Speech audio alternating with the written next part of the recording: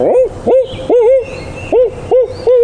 started the morning by hiking up to a high knob to listen for gobbles. Unfortunately, it was hard to hear due to the loud noises coming from oil and gas companies in the area running equipment, but we didn't let that stop us. We heard 2 distant gobbles and decided to take off after one. We didn't have any luck striking up any gobbles and only ran into lone hens. We hiked hard and covered a lot of ground before recharging with a little nap. We then put on one final hike, and at the end of the hike we struck up a group of birds, and that's where the video will pick up. I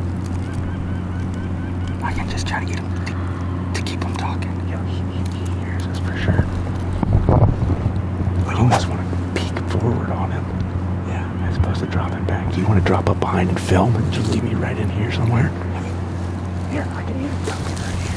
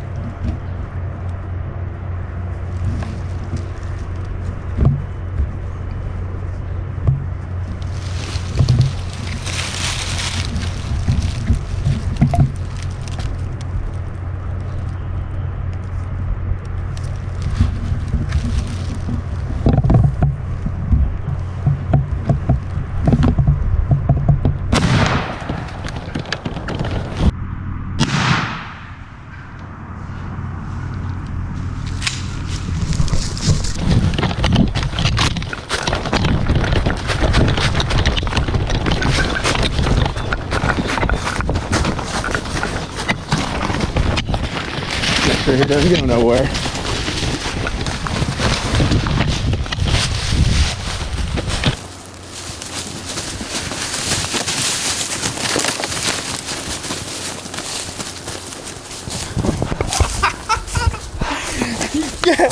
Dude, nice job. Kept him. Oh man, that was fun. Dude. Did you see how close the hen got? Oh my gosh, she was right on top of you. And she, dude, when she got off the log and come over to you, Yeah. and then she started putting, I was like, oh gosh, I was like, putt, putt, putt, got her back. Yeah. I could like barely see them. I don't know how, I think, what was there, 3 over here? Did you see them fanning up here? Dude, the only fan I saw was once At you the end? shot, that's when I saw Dude, it. listen. Wherever I was, I gotta figure this out. Dude. Yeah, you was right on the other side of the road. I saw the whole time I could see the hen's fan was right behind it. I was like, oh. Yeah. Dude, I almost did something sketchy. I was like, okay, he's right over the log. He's at 20 yards. I was like, do I just... Pop up, yeah. I was thinking, I thought maybe the hens were gonna pull him back. Yeah, I thought she was gonna take him back. that's a good bird too, man. Awesome. Thank God. My buddy's shotgun. Whew. Thank you, baby. Man. They're never really big bodied here. Really? Yeah, just Mountain birds. town birds, yeah. I mean, they're climbing hills all day, every day. Look at them. Wait, man, I love their wings. What's he got on dude. the back? Oh man. Boy, did the day take a turn, huh? Yeah. I mean, dude, I was rolling barrel cam. I got... Did I give you those shells? Or did I put them in my pocket? I got them right here. Gotta come back down from Cloud 9 here. Man, that's tough because all this blow down right here, I can see them. The blowdown saved me. So I actually... That's one of those things. You could It's move. like... You got a chance Well, to move. it just... I knew if they came in, like, it would break it up. And that's what it did. Because she... I can't even exactly tell. Let's walk up here. Oh, dude, when that hen was on the log, she was yelp, yelp, yelp. Yeah. I was right in on it. Could you... If I would have set up next to you, did you have a really good vantage You'd point? never been able to shoot. Where you was at, I was thinking, I'm like, he's probably got, you know, I'm like, I'm an idiot. 'Cause I'm down in this blowdown. You see that? Well, you can see. Yeah, that dead tree right there. They was. Yeah. I'm down there, and they're on the other side of this stuff. All right, so let me figure out Here, we'll go back. crap I was. Yeah, we'll go back over here. So this is where they were full strut right in here. Oh. You couldn't see them? No, I could see under the log. I'll show you. Maybe they were back behind this one. Yeah, they're right there. Yeah.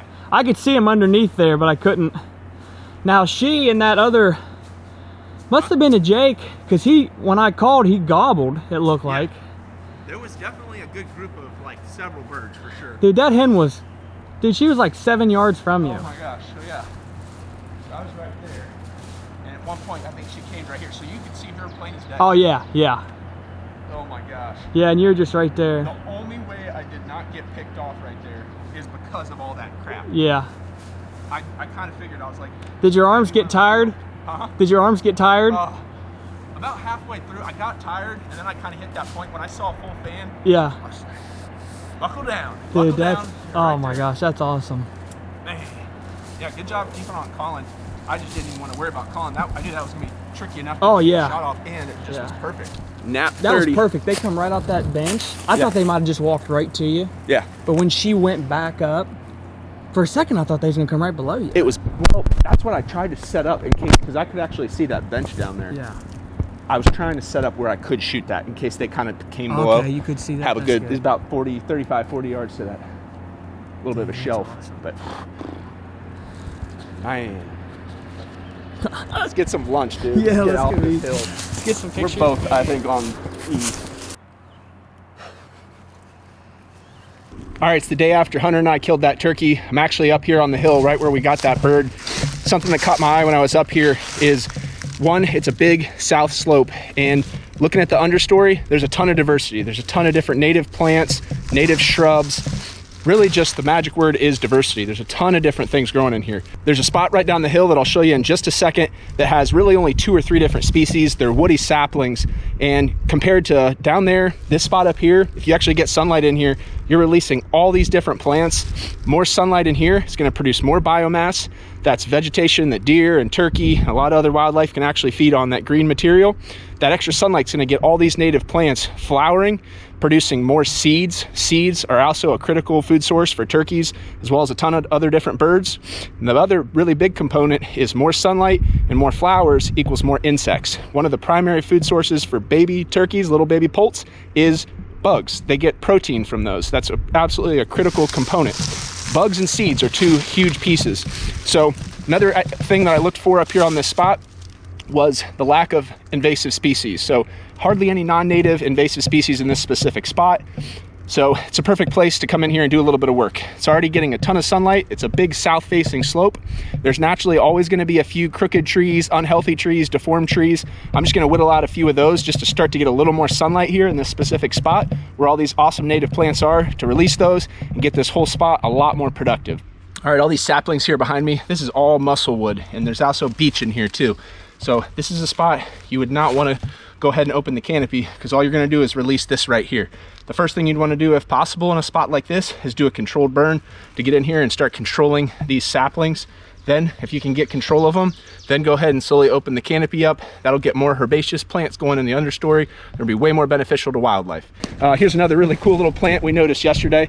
This is called bee balm, or a bergamot.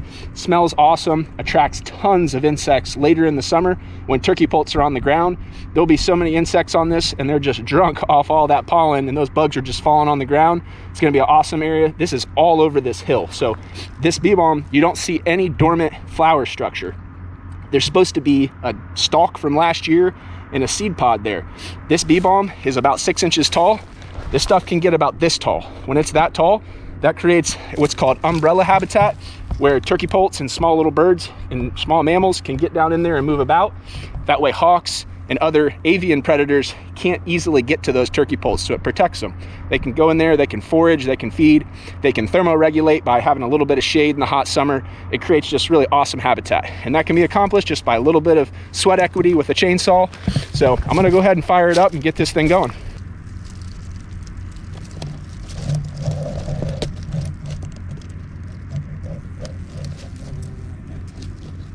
So I'm just gonna give you a couple quick examples of some of the trees I'm gonna thin out of here. We're way up here on this rocky, dry hillside. This is a site that's gonna be most suitable for oak, specifically chestnut oak, white oak. They both do really well on shallow, rocky soils. But what we have here under the oaks is a ton of maple. You can see all the maples. Maples are guilty of causing a ton of shade. You can see right here. So not all shade is bad, but in this spot, we want to increase the productivity of the herbaceous plants on the understory for wildlife. So we're going to knock some of these out to get a little more sunlight down.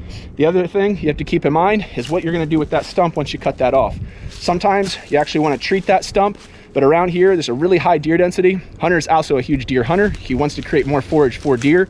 Those sprouts right there, that's woody browse, basically. So woody browse, that comes up off of those stump sprouts, is excellent forage for deer. That makes up to 50% of their diet, and sometimes even more in the fall and winter. So there'll be little sprouts that come off of that. Long term, those sprouts will likely grow up past what a deer can reach and utilize, and then you have to go back in and either recut those or do a prescribed burn to go through and actually top kill that and make that stump sprout back again at a height that deer and other wildlife can use. If you have too many of those sprouts in a given area, that's going to reduce that's taking water and nutrients, so that's going to reduce the overall productivity of the herbaceous plants around it. So sometimes you might actually want to put a little bit of herbicide on that stump to just kill that outright in favor of the herbaceous plants. Again, they're going to jump up. They can get 3, 4, 5 feet tall and provide excellent cover too. So don't think that you have to have the woody stump sprouts for cover necessarily. You're going to get a ton of other things that are going to grow up in here, but the big thing that the woody sprouts will offer is that deer browse. That's a critical food source for white-tailed deer.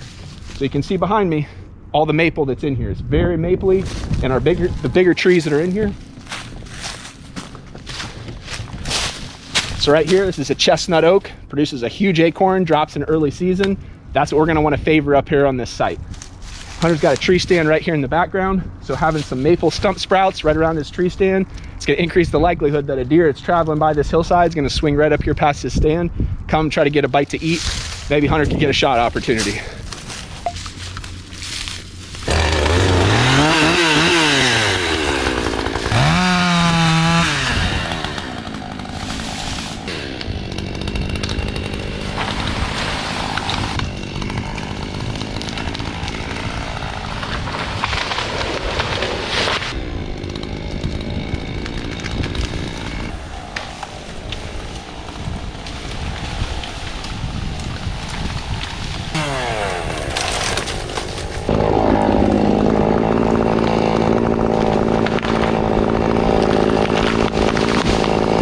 right, so that was a white oak I cut there. Typically you're not cutting a whole lot of white oaks, but that one right there, about 8 feet up, has a big old fork, and we're surrounded by other really large oaks. So that's gonna get a little more sunlight in here. It's actually gonna help those other oaks actually start to reproduce. There's hardly any oak seedlings in this spot. That's because there's too much shade.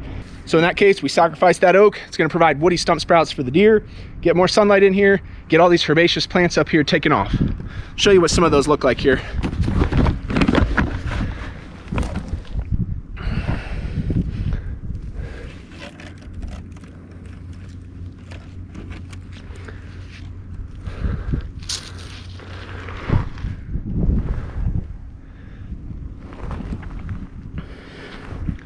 Right here's another example of an oak I'm gonna cut. I'm right on this south-facing slope. Every tree that we cut off this side here is gonna get more sunlight in here to this ridge. This chestnut oak right here is very unhealthy. It actually doesn't even have a top. If you look way up there, it's got like one little branch on there. There's a nice, really nice chestnut oak right next to it that's much healthier. So I'm gonna go ahead and drop that one, send that thing over the hill. Another quick call out when you're doing this, I like to go through and cut all the little ones. Just flush cut those down. That way when you start bringing down some bigger trees, you're not having those getting hung up and tensioned and creating a safety hazard. You can just go ahead and lay those big trees on top. So go ahead and cut out those little ones first. Make yourself a good spot so the big ones can come down safely and not create a hazard for later. Not to mention that tree can just re-sprout straight off the stump and it's not growing crooked. Here's another great example of a tree to cut. At first glance, looks like a nice healthy young white oak, but because it's been stuck here in the understory or in the mid-story, it's probably unhealthy. It also looks like this tree possibly was burned in the past, which could have a lot to do with why there's a really nice herbaceous understory present here. So this tree, because of all that rot, it's gonna be compromised. It's likely to fall over. It's not gonna be able to live to maturity. So I'm gonna go ahead and drop that one. A lot of times these trees will send up a brand new sprout from the roots down here. Oaks are known for doing that. So maybe give this tree a new start. Maybe it can grow to be a new tree, or the deer can get on there and go to town.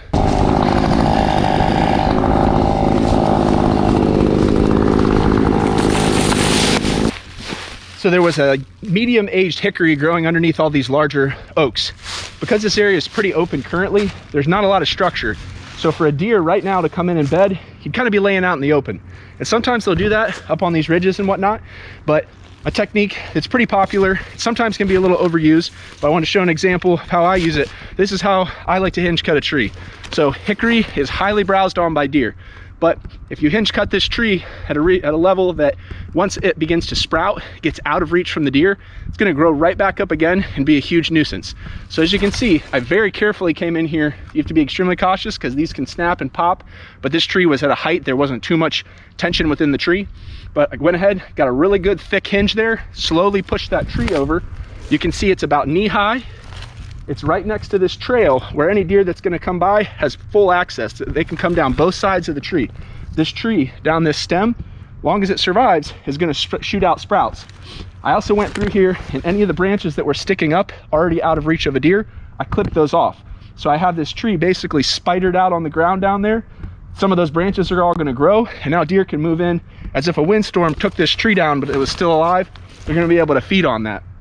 Once this sprouts up a little bit more, some of the extra sunlight, it's gonna get back here. There's some native blueberry back there. There's quite a bit of blueberry. The extra sunlight's gonna get that jumping up.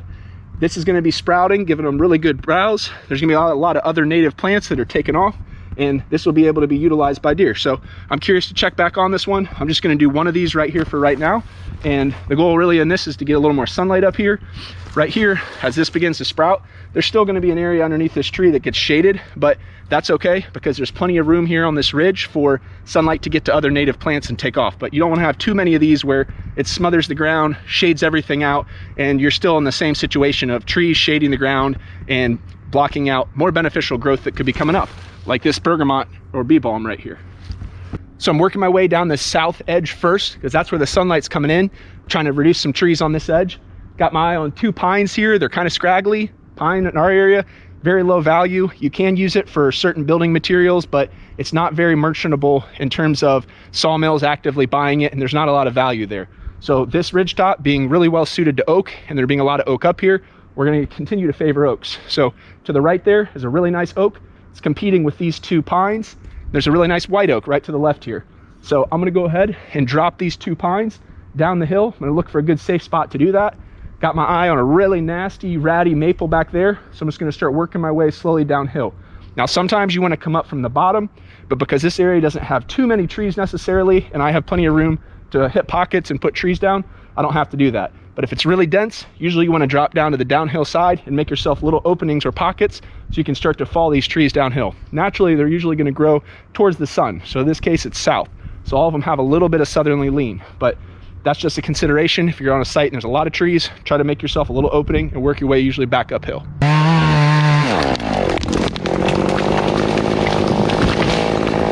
So like I mentioned earlier, one super important consideration to look at before you start thinning and getting sunlight in is what's in the understories that you're gonna be releasing to take off and grow. This case right here, this is autumn olive. In this area, this is highly invasive. This is non-native. This is from, I believe, somewhere either Asia or Russia, something like that, but totally from another continent, not supposed to be here, but highly aggressive in this area. So it's important to make note when you see these, you really should treat these things first thing. But because this spot up here only has a couple, I'm gonna let Hunter know where they are, and he can come up here, he'll treat these. You gotta use a little bit of herbicide. Sometimes if they're small, you can actually just hand pull them. Let's see if I can get this one out. Bingo. So that tree could resprout, but one thing's for sure, that's not dropping any fruit this year. Actually just put a little bit of native seed that I brought with me from Ohio, species that I collected that are all native to our region of the United States, a few different native grasses and a handful of wildflower species just to add more diversity. More flowering plants, more insects, more seeds, grasses offering cover, grasses also offering seed, just more diversity up here on this hillside. So to give you just a quick look around, got a little bit of maples thinned out through here, a couple scrub oaks that weren't doing too good, pretty much just unhealthy trees. Knocked those down. You can see here right behind me, I just pretty much flush cut everything. There was one tree, it was a hickory. This one back behind me that I hinged down right here along this trail, but started working my way over the south side of this ridge. It's gonna get a little more sunlight up here to the top, start to release all these awesome native plants that are growing up here. Hopefully benefit a lot of wildlife, attract all sorts of different birds, specifically the turkeys. Get the turkeys hanging out up here. Some of these treetops, hens can climb in those, they can nest, provides a little bit of cover, also gives a little bit of cover for the deer. So hopefully you picked up a couple things you could use where you're at in your neck of the woods. If you don't know your tree species, that's the first place to learn. Another thing to learn really early in the game is all your non-native invasive species, because they're going to take over all your hard work and just encroach your site and displace all the beneficial plants that you want, that our wildlife really desire and depend on. So there's a lot of great resources out there. You can get ID booklets, pamphlets, things like that online. Every state pretty much probably has county or state foresters that'll come out and give you free advice. There's a lot of different private consultants. That's what I do. I go out, look at people's properties, identify what resources are on their property, and help them manage their property to achieve their goals. So just a little example of what you can do to make some better habitat real quick with the chainsaw. And in the future, hopefully we can come out here, maybe we can do a controlled burn. Once a lot of this vegetation on the ground starts to really take off and get some height on it, eventually it'll probably get so tall that we'll need to come in here and burn to actually set that back. So right now, because of the shade, it was kind of just hanging out. It was existing, but not thriving. So the hope is it'll thrive. So again, hope this is something you can get out there on your place and do, and be super careful. Maybe get out there with a buddy if you're inexperienced with a chainsaw, and good luck out there. Thanks for watching. Well, 3 hard days of work up here. Got the spring developed for the critters. Hinge cut all the way around here. And then I've been hand raking all these leaves out. You can see all the green in there already. And then I've got a lot of trees dropped, moved off to the side. A lot of light getting in here. Then there's a little barrier, and then the right of way is where the food plot's going to be. Well, that's where the food plot is. It goes all the way up the right of way. Still got some work to do on both sides of the right of way, feathering and dropping some more stuff, and then hinge cutting some more around. But it's starting to look good, and I think the critters are going to like it. All right, so back up here. Worked on this side yesterday. That's the side I did 2 days ago. Already good light. Got a lot of the pine down. Still got more to do up here, but I didn't take as many down on this side as I was wanting to. I was going to take down all the pine, but as I was cutting and releasing some of these pine, I realized that this one has awesome roost limbs, that one, and the one right behind it. So there's 3 right there together they can pitch up to from right here, as well as those pines down there and this one right here. But there's a lot of light getting down there now, a lot more light getting in here, which this opens up. That's where the opening is over there. That lets in a lot more light once the sun gets over here in the afternoon, and in the evening more light's getting over there, which is what I want. Right now it's lit up, but as you can see, this is all lit up. There's another nice roosting pine back there. I need to cut a couple more trees away.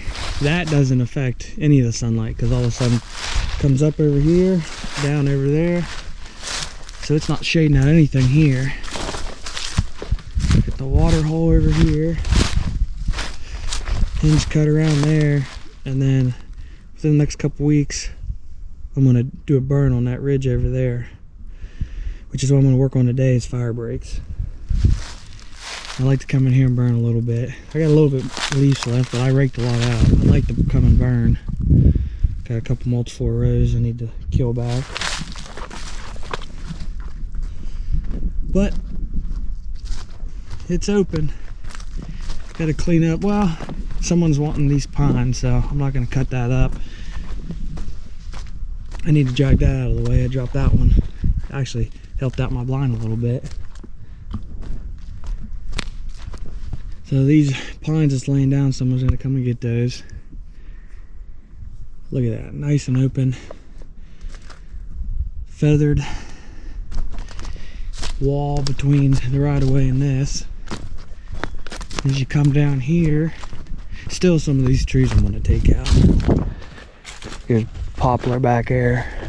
That's an oak, it's staying. Not sure what that is, I got to figure it out. As you come to the bottom of this, there, another roost tree, and then these pines right here, I knocked a couple trees out of here so the birds can pitch up to those easy. That right there too. If I was a bird, you know, I'd hang out here, pitch up there, pitch down to the right of way, pitch down to here. This is gonna, I'm not planting this with anything. Burn and let this grow up, try to get some natives in here. And then all these brush piles, with my intentions, if I get some rabbits in here, up and down the right of way and in these brush piles, it'll help them out. But I hinge cut around a little bit down there too. And then that ridge over there is mine. My property goes down and up, and then down the other side. On this side, it is mostly beech, honestly. So down here lower, there's a nice flat. I'm gonna just clear cut that. There's a couple white oak in there that I'm gonna leave, but I'm gonna knock that down for bedding. But the rest of it's open up there. Turkeys love it up there, and on the back side's all oak. But they work that ridge a lot.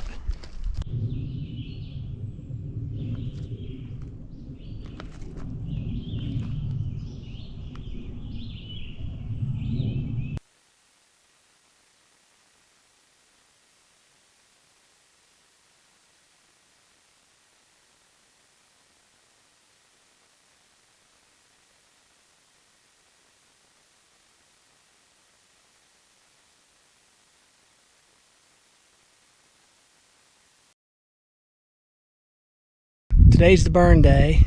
Starting this evening, I can start burning at 5. It's 3 right now. Making some trips right now. Just got done tidying up some snags and some bigger fuel I pulled off out of the burn area. Making trips right now, bringing some stuff up for the help that I got coming. Forester come out, we walked the line. He gave me the okay.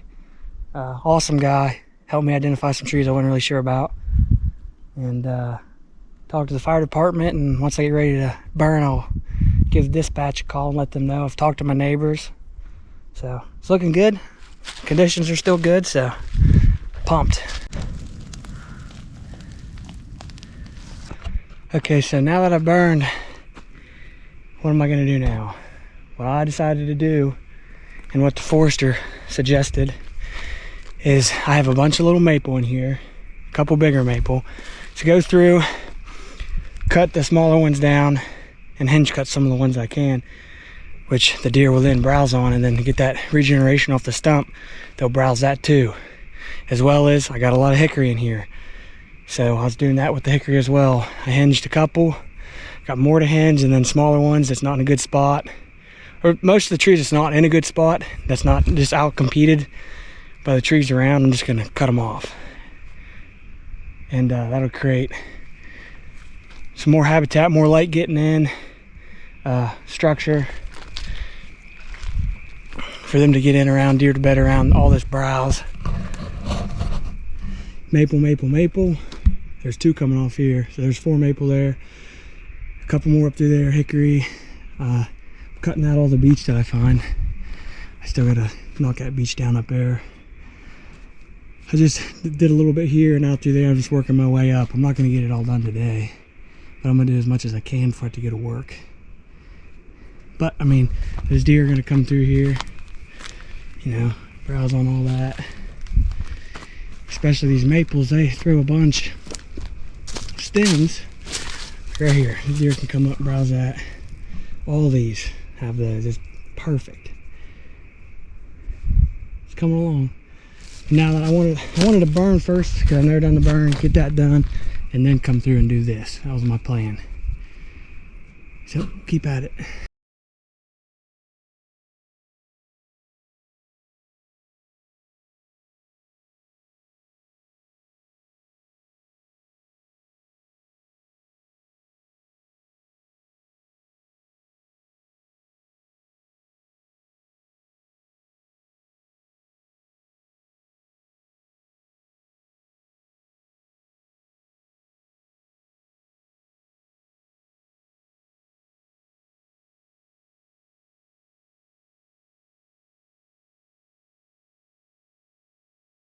I'm back in my burn unit, and lot of good growth coming back, but I needed more sunlight to come through, so went back through, finished dumping all the maple and smaller trees I was going to do, and then I went back and painted which trees I wanted to girdle and spray herbicide in, girdle and squirt. So I've got that up here with me now, the herbicide. And as you can see, here's a nice white oak. Big maple back there. I'm gonna kill that. That's gonna let a lot of sunlight in the evening, because the way the sun comes up, boom, west is that way. But I got a bunch of trees, and you can see all the maple I've put down. Most of that I'm laying on ground's maple. Cut flush, gonna get good stump growth, deer like that, all the way down through there. It's gonna be pretty in the end. All right. Yesterday I went down through here knocking down a bunch of maple, smaller trees. Flush cut up there, and then this one little section right here I actually went and hinged cut a little bit. Reason being, this is a nice little point before it drops over the hill. And if there's a little ridge running out through here, a little hog back all the way down to the bottom. Over there is where I opened up the pines and I got my spring. So hinge cutting here, flush cut most of everything here, besides down here I hinge cut a little bit just to give them a little bit of browse right now. But I'll get a bunch of stump sprouts too. And then you can see I went through and selected so many trees to girdle and squirt, which is just going to open up more of the canopy to let the sunlight in. Dropped a lot of maple, but I also girdle and squirt a lot of maple. I left some good oaks, all my white oaks. I actually went around the white oaks and dropped as much as I could around them to help them out. But you can see, I mean, down in this spot was getting a good bit of sunlight, and look at all this green growth. See right here I hinged some maple, let the deer browse on. I mean, just look at all this. Down through here. This is pretty cool right here. They were browsing on this. There's bugs on it. I mean, there's just a lot of green waiting to pop. Just need to get a little more sunlight in here. As you can see, it's more dense up there. That's where I spend a lot of time girdling and squirting. It's gonna be good. It just takes a lot of work. It's coming along. All right. So, I think this unit is pretty well done for the time being. Sent a fire through here, went through and hinged, flush cut a bunch of stuff, girdled and sprayed. Some other trees I wanted dead. Kept some of the better trees, the better oaks, some of the bigger hickories. All my white oak. But hinge, cut some here. There's some black gum down there I hinge, which they really like that. More of this, a little bit of hinge down here, more flush cuts up there. Bunch of girdle on this side and all through here. Feathered on the bottom end. And I just went through and threw out some native grass seeds and some native flower seeds, courtesy of Larry. So we're just gonna see what happens, and I'll come back through when everything starts dying off and see what other trees I need to hit and what else I need to do just to keep making it better and better.